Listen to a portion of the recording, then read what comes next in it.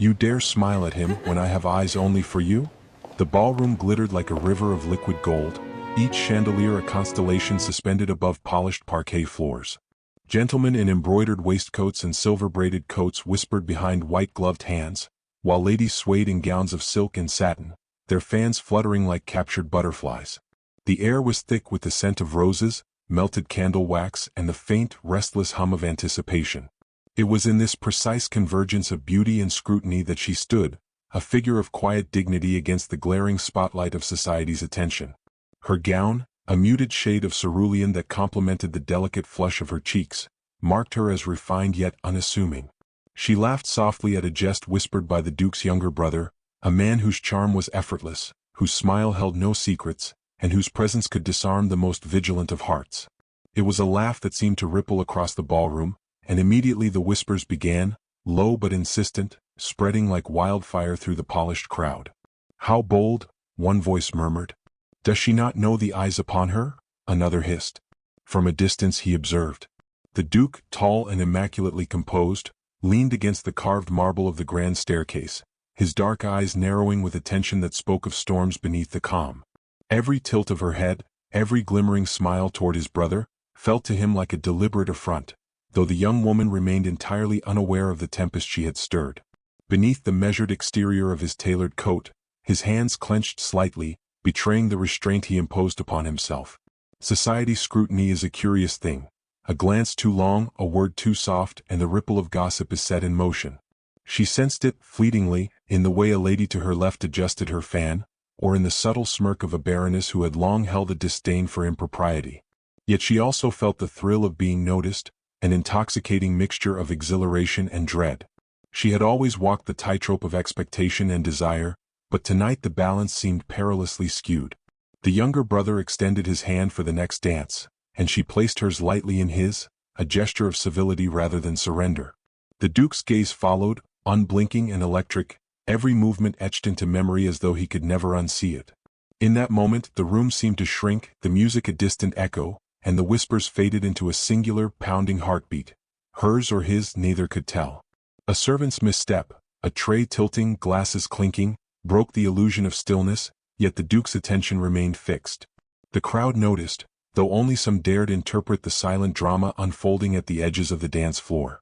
She laughed again, a brief, delicate sound that held innocence but invited suspicion. And then, just as the candlelight flickered across her face, he moved. Not toward her brother, not with hasty confrontation, but with the deliberate, magnetic presence of a man claiming authority over both perception and desire. The air between them thickened, charged with unspoken accusation, jealousy, and an inexplicable longing. Her eyes met his, and in that instant she glimpsed a shadow of the storm he carried, the quiet fury that had been restrained by years of propriety. She understood nothing yet sensed everything, that this evening would not end as it had begun, that the dance of society's judgment had only just begun, and that in the quiet spaces between music and conversation, a more intimate, perilous confrontation awaited. The Duke did not yet speak, but the intensity of his gaze delivered a message far more potent than any whispered reprimand. The wrong brother has been noticed, and the right attention will not be so easily evaded. A single anticipatory beat passed. The music swelled, the lights glinted, and whispers encircled her like invisible chains. But one presence stood unwavering, a shadow of both danger and desire. She would soon learn that her laughter, her flirtation, and her very existence in this gilded cage of societal expectation had drawn a reckoning she could neither avoid nor resist. And as the Duke's hand brushed past the carved balustrade inches from hers, a chill of inevitability shivered through the room, leaving all who watched to wonder, how and when would the confrontation come? The night had begun with laughter, but it would end with truths far more compelling than mirth. A gift is not merely gold, it is a statement that your presence is not unnoticed. The morning air carried a brittle chill as the carriage wheels crunched over the frost-hardened gravel of the estate, yet inside, the warmth of anticipation hummed between silken cushions. The young woman received the Duke's token, a single rose, crimson as a summer sunset, nestled within a small velvet-lined box, accompanied by a note penned in his familiar, deliberate hand. The words were brief, restrained, yet they carried a weight that spoke louder than any proclamation. For the lady whose presence renders the world unsettled. She held the rose gingerly, the petals trembling under her fingers, as though aware of the dangerous intimacy implied. Her heart fluttered in a manner that was both thrilling and alarming. The gesture, though exquisite, announced her to society in a way she had never invited, and yet could not entirely resist. Each word, each curve of his script, felt like a brushstroke painting her into a tableau of desire and scrutiny.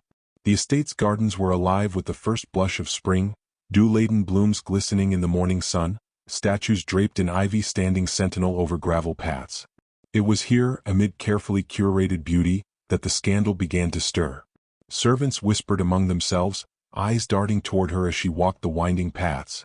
Maids lingered near the hedges, pretending to prune roses while observing the young woman with a mixture of curiosity and quiet envy.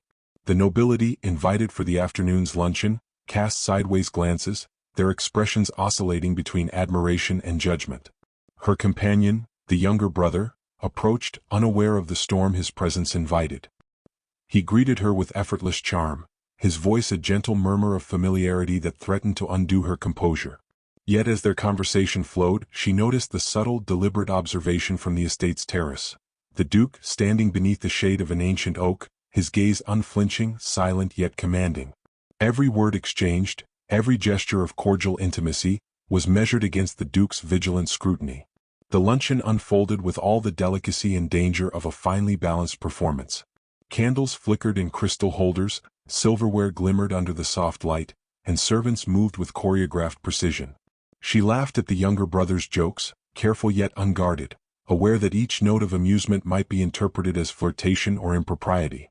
A slight misstep, a hand brushing too closely, a lingering smile, set the whispers alight once more. The social currents of gossip shifted, invisible yet insistent, circling like predators around her presence.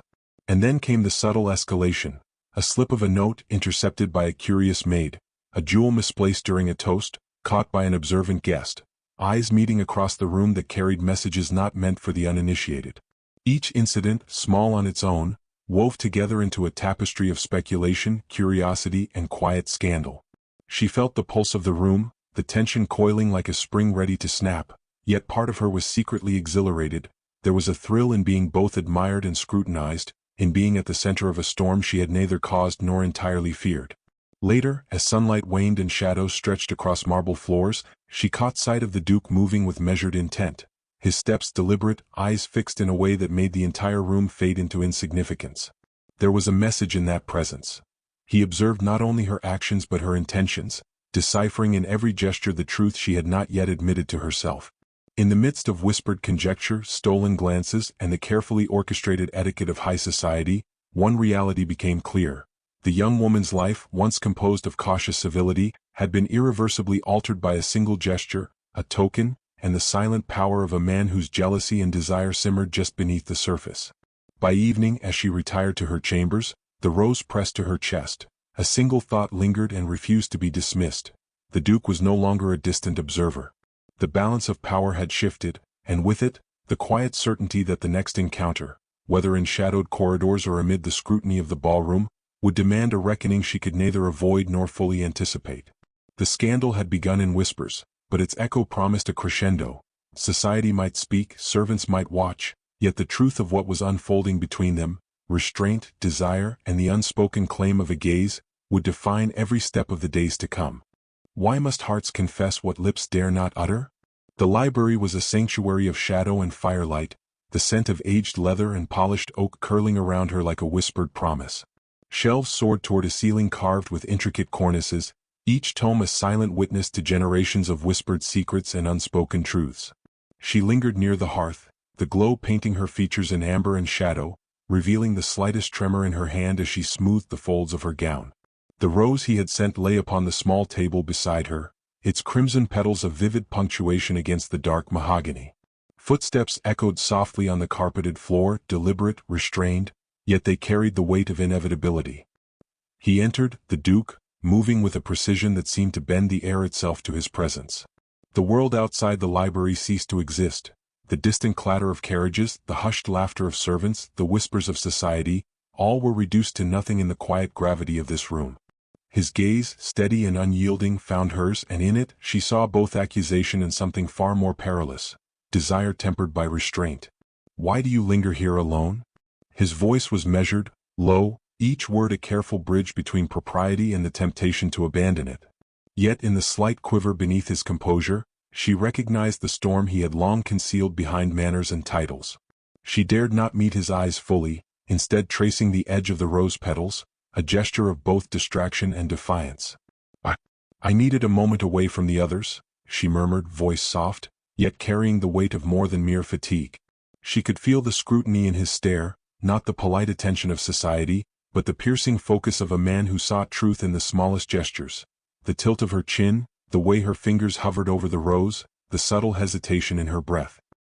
He stepped closer, the firelight catching the sharp lines of his jaw, and for the first time restraint faltered in the intensity of his gaze. "Do you not understand the peril of your position? Of your attentions?" His words were careful, formal, yet the undercurrent of emotion betrayed his composed exterior. Every syllable spoke of jealousy, of desire, and of a longing that had been suppressed by years of expectation and social protocol. Her chest tightened, a mixture of fear, shame, and unacknowledged yearning coiling within her. I never meant," her voice faltered, the truth clawing at the edges of her carefully maintained civility. "I never meant to offend. Or to entice." He watched her, the tension in his shoulders easing only slightly, as though the admission was both balm and torment. Intentions matter little when perception is a blade poised to cut. "And yet," he added, his voice dropping to a near whisper, "your presence unsettles me in ways I cannot name." The words fell between them, heavy yet delicate, a confession neither had dared articulate fully until this moment. She lifted her gaze, meeting his, and saw not reproach alone, but the dangerous spark of something far more intimate, a claim that society could neither recognize nor contain. A pause lingered, broken only by the faint crackle of the hearth, each snap of flame a metronome to the rising tension between them. He extended a hand, hesitant yet commanding, inviting a response that she both feared and longed to give. She did not reach for it, not yet, but the smallest shift in her posture, a breath drawn in surrender, a shoulder tilting toward him, was enough to acknowledge the unspoken understanding building between them. In that quiet library, amid the amber glow and scent of old pages, the delicate latticework of propriety and desire began to fracture. She realized that she could not ignore the depth of his attention, nor the clarity with which he perceived her own heart. And he, equally, understood that her hesitation was not refusal but the trembling of a soul caught between societal expectation and the fierce, undeniable pull of forbidden attraction. As he finally withdrew slightly, leaving the space between them charged with unspoken truths, a single thought lodged itself in her mind: nothing would remain the same. The encounters, the whispered gestures, the tokens and glances, each had been preparation for this moment. And now, cloaked in shadow and firelight, they were both bound by the dangerous intimacy of recognition. Hearts exposed, desire restrained, and the inevitability of confrontation hanging just beyond the library doors.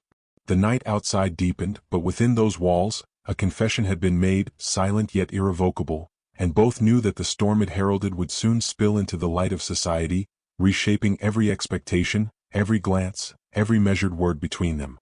"I cannot abide the sight of you with another, my heart will not endure it." Rain fell in thin silver threads across the terrace, striking the marble balustrade with a muted rhythm, a sound that seemed almost to echo the beating of her own anxious heart. The masquerade ball beyond the terrace was alive with music and laughter, yet here in the shadowed expanse of the estate's upper garden, the world shrank to a narrow space occupied only by them. Her gown, dampened by the mist, clung to her form, yet she did not retreat. The rose from his earlier token, now tucked at her waist, seemed to pulse with the weight of their unspoken understanding.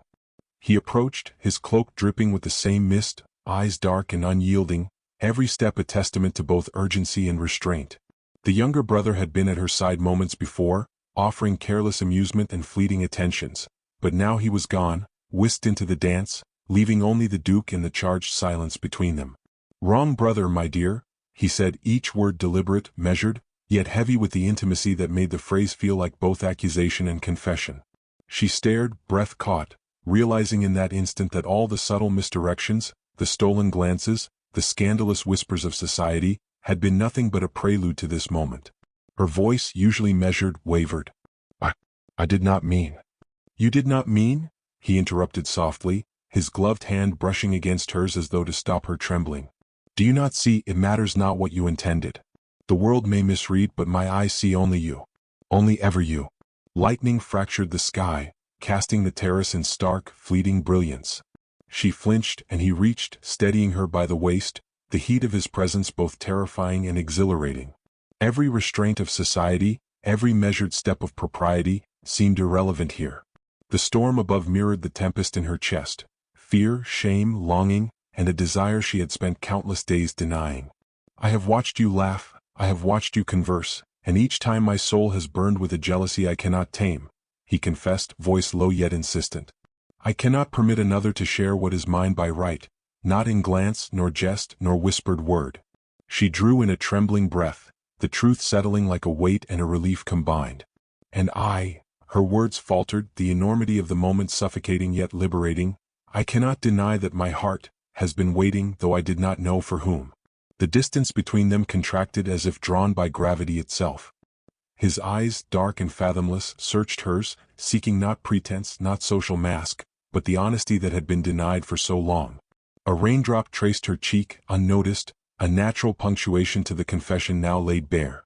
I claim you, he whispered, a declaration not of ownership but of recognition, of shared danger and desire. And I will bear the consequences of the world's judgment, for you are worth every whisper, every glance, every peril society might hurl. Her hand rose to touch his, a tentative, trembling gesture that quickly became certainty, their fingers intertwining as if to anchor one another in the moment. The storm above ceased its silver assault, leaving only the soft patter of rain on marble, yet within that fragile quiet, the intensity of their connection blazed unchecked. The masquerade continued inside, oblivious, yet the terrace had become a world unto itself, where propriety held no sway, where whispers could not reach, where desire and truth collided in a single irrevocable confession. She leaned into him, and he held her, not as a conqueror, but as a man who had waited, with patient torment, for the precise moment to claim what had long been his heart's focus. Society's judgment, the looming shadows of gossip, the careful orchestration of expectation, they all fell away. There remained only them, two hearts unveiled, bound by a tension that had simmered in silence, now released in a torrent of words, glances, and the first deliberate brush of lips that promised neither shame nor restraint. The storm had passed, yet its echo lingered in the charged air. They were neither wholly triumphant nor fully at ease. Society would speak, whispers would persist, but in the sanctuary of this terrace, amidst the rain and the quiet aftermath of confession, they had found the truth neither could deny.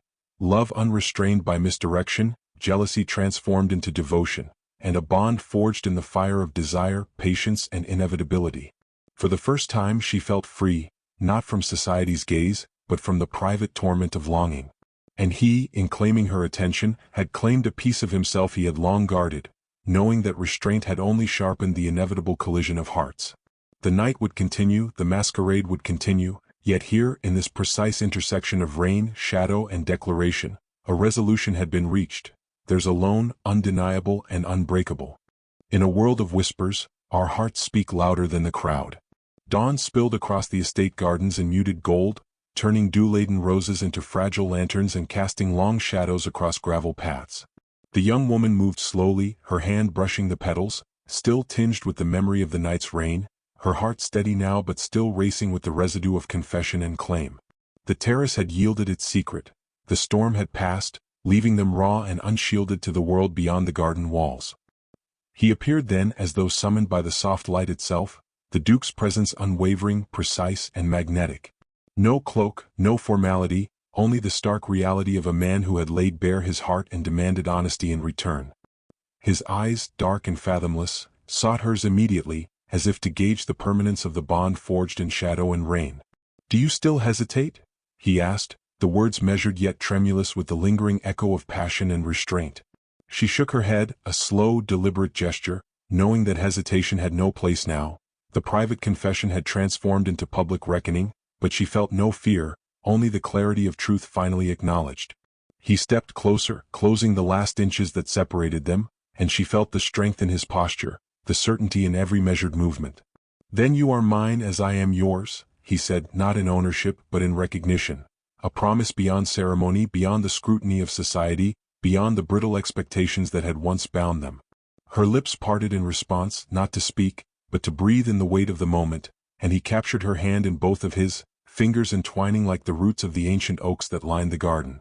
No whispered scandal could touch this, no gaze of society penetrate the intimacy of recognition, of surrender, of a love born in restraint and finally realized. Around them the estate stirred, maids emerging with trays, distant footsteps, the soft clang of the carriage harnesses, but these were distant echoes. In the precise intersection of dawn, roses, and fragile light, only they existed, two hearts unshielded yet fortified by truth. A single drop of dew fell from a petal, landing on her hand, and he pressed his lips to it lightly, a gesture both intimate and ceremonious, acknowledging the fragility, the danger, and the beauty of what had been wrought between them. Her pulse, once a tumult of fear and longing, now throbbed in harmony with his, a rhythm neither could deny. "Let the world speak," he murmured, voice low but resolute. "They cannot unwrite what we have found in each other." Her hand rose to rest lightly against his chest, feeling the rapid certainty of a heartbeat finally aligned with her own. "Nor would we allow them to," she replied, her tone unwavering, the dignity and courage that had once shivered in society's glare now blazing in quiet defiance. The morning air held its breath, and in that suspended instant, they shared the final acknowledgement of their bond. No longer the heroine observed, no longer the man restrained by propriety, only two souls finally permitted to claim each other. The roses, the rain, the whispers of night, all became part of a story now etched into the permanence of memory, a private triumph over the public theater that had sought to contain them. As they walked together down the gravel paths, fingers intertwined, the sun fully illuminating the garden, a gentle smile crossed her lips, and he mirrored it, not with triumph but with reverent tenderness. Every shadow of doubt, every sting of prior humiliation, had dissolved in the alchemy of truth and desire. They paused beneath the arch of intertwined roses, and he leaned close, voice a velvet murmur against the fragile quiet. "Here in the light we begin anew. Not as the world expects, but as we choose." She nodded, heart swelling with a certainty that had been long denied, and whispered back, "As we choose always." The estate stirred to life around them, the distant clamor of society returning, yet for that moment, it might as well have been silent. They moved forward together, unafraid, unbroken, the culmination of whispered glances, tokens, confessions, and declarations solidifying into a bond that neither shadow nor gossip could sever. And in that final luminous moment, the truth was absolute. Desire, patience, and courage had triumphed, leaving behind not only love, but the unshakable knowledge that hearts that speak boldly, even in a world of whispers, will always be heard.